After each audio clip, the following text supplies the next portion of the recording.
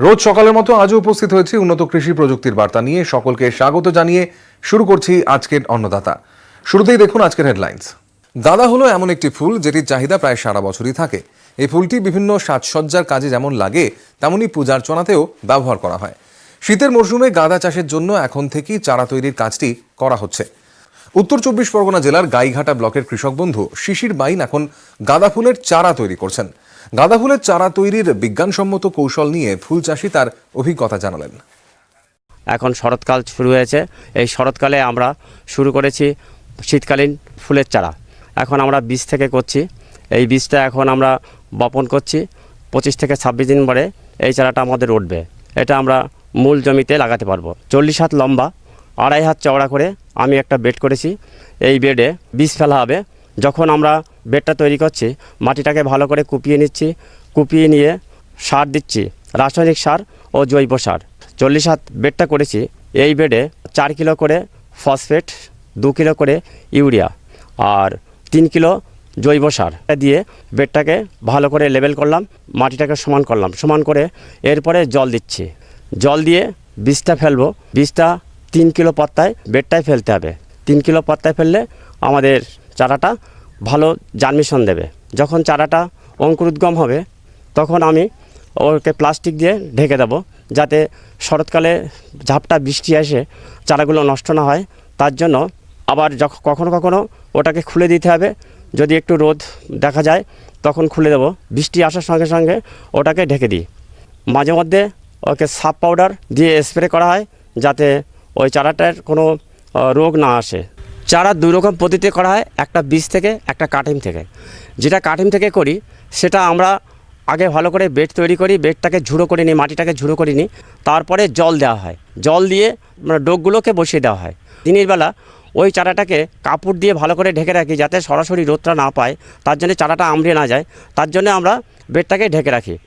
আর বিকেলবেলা হলে সামান্য একটু জলের ছিটে দিয়ে আবার ওই কাপড়টাকে তুলে জলের ছিটে দিয়ে আমরা তুলে ফেলি। রাত্রেবেলা জল পেলে বা ঠান্ডা পেলে কোনো অসুবিধে নেই। আর বীজটা আমরা বিকালের দিকেই ফেলি। বিকালের দিকে ফেললে জলটা খায়। জলটা খাওয়ার পরে চারাটা বেরোতে খুব সুবিধা হয়। 4 দিন পরেই দেখা যায় অঙ্কুরোদ্গম হয়ে গেছে। এই অঙ্কুরোদ্গম হওয়ার পরেই বীজটা যাতে শিকড়টা নষ্ট না যায়, প্রথমে শিকড়টা বেরোয়, তার জন্য প্রথমে কাপড় দিয়ে ঢেকে রাখি। কাপড় দিয়ে ঢেকে রাখার পরে যখনই মূল কাণ্ডটা বেরোচ্ছে, তখন আমরা কাপড়টাকে তুলে দিয়ে আবার প্লাস্টিক দেওয়া হয়। প্লাস্টিক দিয়ে দিই। এই প্লাস্টিক দিয়ে আমরা ওটাকে ঢেকে রাখি। যখন দেখি যে হালকা রোদ বা বিকেলবেলা ওটাকে আবার খুলে দিই। রাত পর্যন্ত আমরা খোলা থাকে। যদি রাত্রি আবার জল হয়, আমরা সঙ্গে সঙ্গে আবার রাত্রিবেলা ঢেকে রাখি, যাতে গায়ে জল না পড়ে। সে ব্যবস্থা আমাদের সবসময় সতর্ক রাখতে হয়। বীজের চারা তৈরি করতে আমাদের বীজটা ভালো করে শুকিয়ে রাখতে পারলে, বা মাদার গাছ থেকে যে বীজটা আমরা তুলব সেই বীজটাকে ভালো করে শুকিয়ে আমরা বীজটাকে ঘরে মজুত করি। আর এই বীজটাকে তার পরের বছর এই বীজটাকে ফেলি আর কি। যখন ফেলি একটু রোদে দিয়ে তারপরে বীজটাকে ফেলে দিই।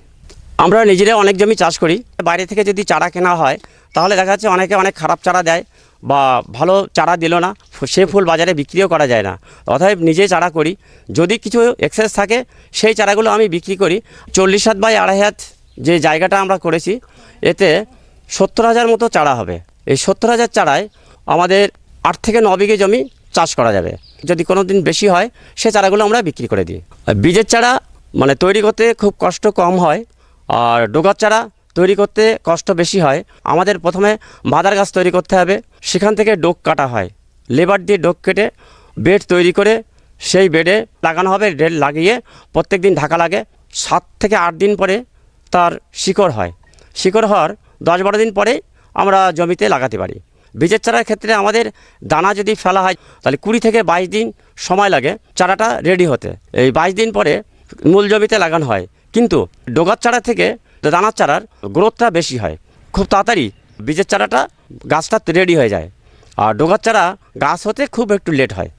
40 হাত বাই 2.5 হাত এই বেডে 20,000 মতো ডোগার চারা ধরবে। আর যদি বীজ ফেলি তাহলে 70,000 আপ হবে, বা 70,000-এর কাছাকাছি যাবে। বর্ষাকালীন সময় আমাদের বালি মাটিতে খুব সুবিধা হয়, কারণ বর্ষা হয়ে গেলেও বালি মাটিতে জল ধারণ ক্ষমতা কম, বালি তাড়াতাড়ি শুকিয়ে যায়। আর বালি মাটিতে খুব তাড়াতাড়ি যেমন শিকড় দেয়, তেমনি তাড়াতাড়ি তোলা যায়। এই 70,000 চারা যদি আমি কিনতাম 200 টাকা করে রেট নিলে 14,000 টাকা আমার লাগতো। আর আমি নিজে বীজ তৈরি করেছি, এই বীজের দাম 600 টাকা করে কিলো, তাতে লাগছে 1800 টাকা।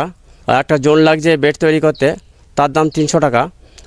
আর পরিচর্যার জন্য সার দিয়ে এতে আমার আর 400 টাকা, টোটাল 2500 টাকায় আমার বীজটা পেয়ে যাচ্ছি। প্রায় 70,000 চারা আমি পাচ্ছি। আমার জমিগুলো লাগানো হয়েছে, তাছাড়া 2-1,000 আমি বিক্রি করতে পারবো। তার জন্য আমার এই 2500 টাকায় আমার কমপ্লিট হয়ে যাচ্ছে। আর যদি আমি কিনে করতাম তাহলে লাগতো আমার 14,000 টাকা। তার জন্যই আমি নিজে চারাটা তৈরি করে নিই। আর ডোগা কেটে আমি যে বেড করছি 40 হাত বাই 2.5 জায়গা, এতে আমার খরচা হয় 1500 টাকায় আমার হয়ে যায়। আর যদি আমি এটা বাজার থেকে কিনে লাগাতাম খেতে, তাহলে আমার লাগতো 4,000 টাকা। একটা বেডে 20,000 চারা হলে আমার 1500 টাকায় কমপ্লিট হয়ে যাচ্ছে তৈরি করা খরচা। বিরতির পর ফিরে এলাম অনুষ্ঠানে। পশ্চিমবঙ্গের একটা গুরুত্বপূর্ণ ফল হলো কলা। এলাকার চাহিদার কথা মাথায় রেখে আমাদের চাষিরা স্থানীয় জাতগুলোকে বেছে নেন। তবে এখন অনেক চাষি বেশি উৎপাদনের জন্য টিস্যু কালচার পদ্ধতিতে তৈরি করা G9 গোত্রের কলা লাগাচ্ছেন। উত্তর 24 পরগনা জেলার গাইঘাটা ব্লকের কলা চাষি হলেন সুকুমার সরকার। তিনি তার 3 বিঘে জমিতে দেশি জাতের কলার চাষ করেছেন। এই কলা চাষের অভিজ্ঞতা সম্পর্কে আমাদের তিনি জানালেন। জাতটার নাম হচ্ছে বাগদা ঠোঁটে, মানে 22 ছড়া কলা হয় এর। আমার এই জমিতে 4 খান করে চাষ দেওয়া আছে। চাষের সঙ্গে আমি শস্যের খোল ব্যবহার করেছিলাম।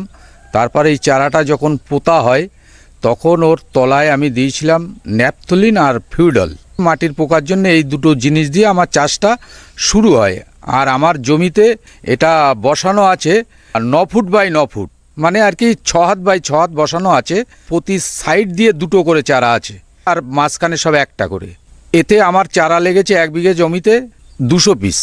এই কলাটা আমি চাষ করছি আজ 3 বছর, কিন্তু প্রত্যেক জায়গায় আমি ভিতরে গাছ একটা করেই রাখি। যে এই কলাটার গাছ একটা বিশাল চেয়ার হয়, এর বিশাল পাতার এরিয়া নেয়, যার জন্য এর একটু দূরত্বটা বেশি রাখলে ভালো হয়।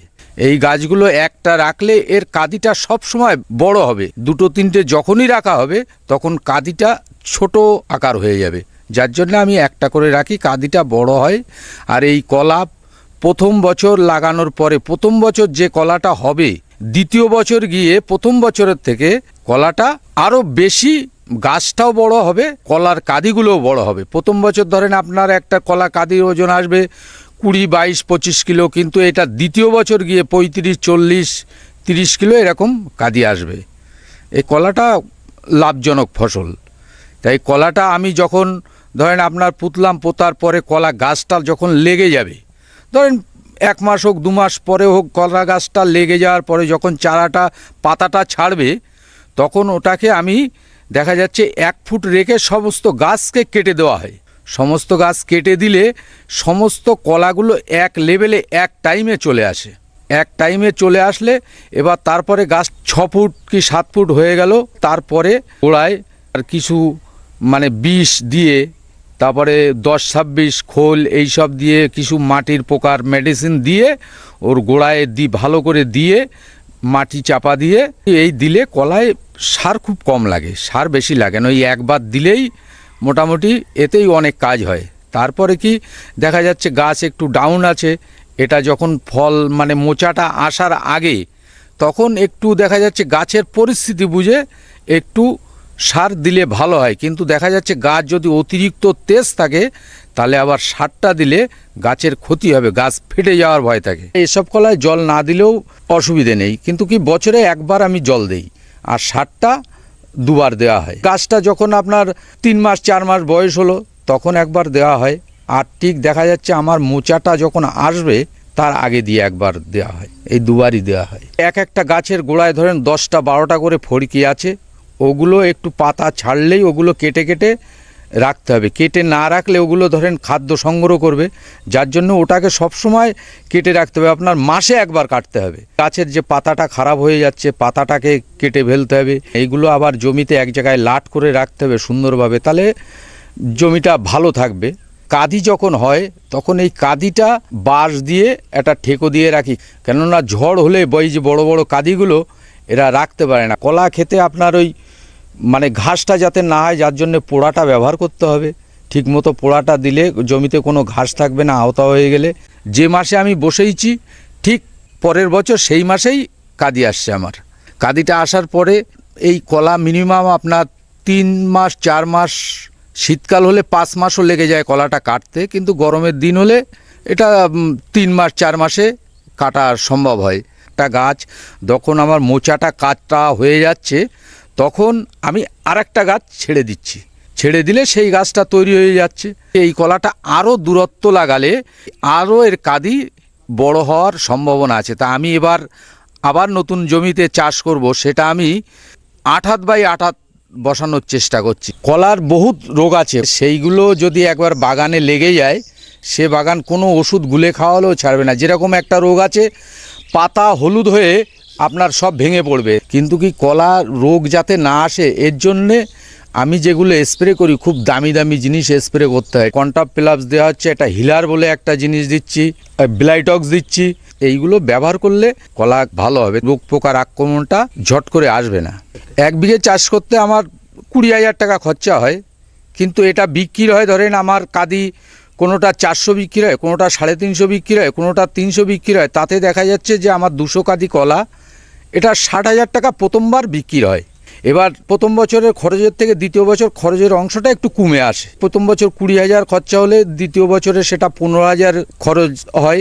এবার দ্বিতীয় বছর কলাটা কিন্তু বেশিতে বিক্রি হয়, কেননা দ্বিতীয় বছর কলার কাঁদিটা আরও বড় হয়। 200 কাঁদি কলা 80,000 টাকা বিক্রি হলো। আর তৃতীয় বছর থেকে আবার কমবে, কিন্তু কলায় লস নেই, কলা লাভজনক ফসল।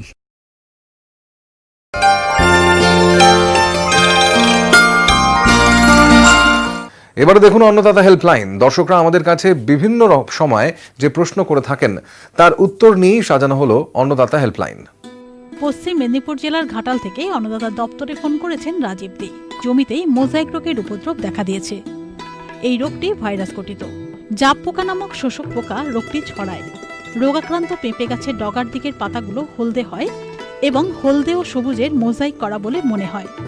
এই গাছের ডগার পাতাগুলো সোজা হয়ে থাকে। এই রোগে আক্রান্ত গাছের বার বৃদ্ধি হয় না এবং গাছে ফল ধরে না। ফল ধরলেও তা ছোট আকারের হয়। এছাড়াও পাতাগুলো কুঁকড়ে যায় এবং ওপরের দিকের পাতাগুলো হঠাৎ করে সরু হয়ে যায়। অবশেষে রোগাক্রান্ত গাছটি মারা যায়। এই রোগের নিয়ন্ত্রণে একেবারে প্রথম থেকেই ব্যবস্থা নিতে হবে। পেঁপের মোজাইক সহনশীল জাত যেমন পুষা ম্যাজিস্ট্রি চাষ করলে এই রোগের উপদ্রব কিছুটা কম হয়। অনেক সময় বীজ থেকে চারা তৈরি করে সেই চারা মূল জমিতে লাগালে এই রোগের প্রবণতা অনেকটা কমানো যায়। চারা লাগানোর আগে ইমিডাক্লোপ্রিড 1 গ্রাম প্রতি 5 লিটার জলে মিশিয়ে দ্রবণ তৈরি করতে হবে এবং সেই দ্রবণে ডুবিয়ে চারা মূল জমিতে লাগানো যেতে পারে।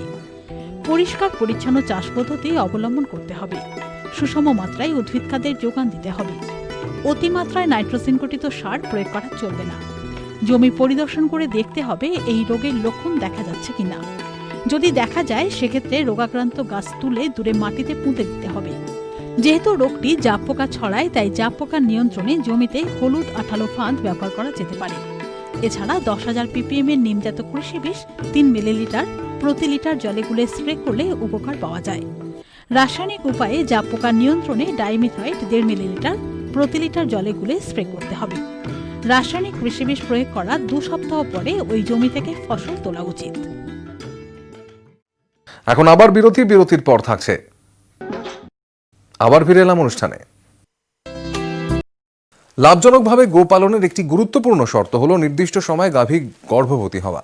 নির্দিষ্ট সময় গাভী গরম না হওয়া বা প্রজনন করানোর পরও যদি গাভী গর্ভবতী না হয় তাহলে এই অবস্থাকে গাভীর বন্ধ্যাত্ব বলা হয়। গাভীর এই বন্ধ্যাত্বজনিত সমস্যার কারণে প্রাণী পালকদের গোপালন অলাভজনক হয়ে পড়ে। গাভীর বন্ধ্যাত্বের কারণ এবং এর প্রতিকারের বিষয় বিস্তারিতভাবে জানালেন মালদা জেলার হবিবপুর ব্লকের বিএলডিও ডাক্তার তুষারকান্তি বণিক। গরুর অপত্য সৃষ্টির প্রথম ধাপ হলো গরুর সময় মতো গরম হওয়া, সময় মতো গাভীন হওয়া। কিন্তু অনেক ক্ষেত্রেই দেখা যায় যে গরু সময় মতো গরম হয় না, গরম হলেও ঠিকমতো গাভীন হয় না, গাভীন হলে বাচ্চা নষ্ট হয়ে যায়। এই ধরনের সমস্যাগুলো গোপালনকে ভীষণভাবে ক্ষতিগ্রস্ত করে তোলে এবং এই যে সমস্যাগুলো এগুলোকে সম্মিলিতভাবে বলা যায় যে গাই গরুর বন্ধ্যত্বজনিত সমস্যা।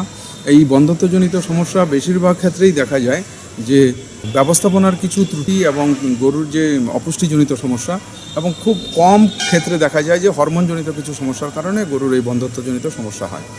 ইঞ্জেকশনের মাধ্যমে যে সমস্ত সংকর গরুগুলো তৈরি হয়, সেই বকনাগুলো, সেগুলো মোটামুটি 15 থেকে 18 মাস বয়স হলে এরা গরম হয়, এবং বলা হয় যে প্রথম 1-2টি হিট বাদ দিয়ে তারপরে ওদেরকে কৃত্রিম প্রজনন করালে তাহলে সেই বকনাগুলো গাভীন হওয়ার সম্ভাবনা থাকে এবং তাদের কাছ থেকে ভালো বাচ্চা পাওয়া যেতে পারে।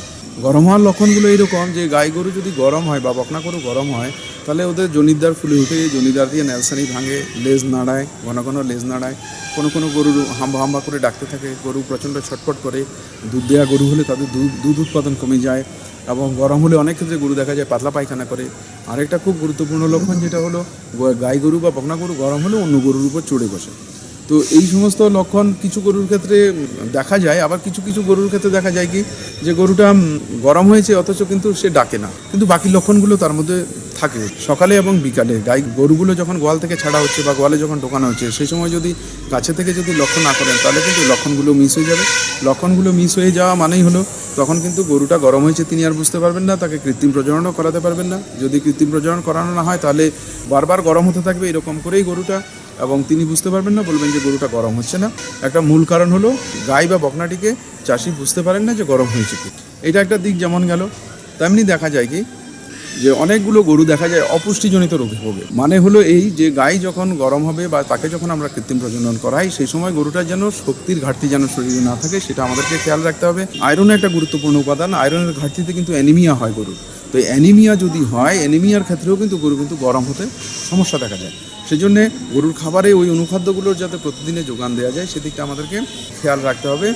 আমরা সাধারণত বলি যে একটা গাই গরু একবার বাচ্চা হলো, বাচ্চা হওয়ার পরে পুনরায় 100 দিনের মধ্যে সে গাভীন হবে। কারণটা হলো এই 8 বছর বয়সের মধ্যে একটা গাই গরু থেকে আমাদেরকে 6 বিয়ান পেতে হবে।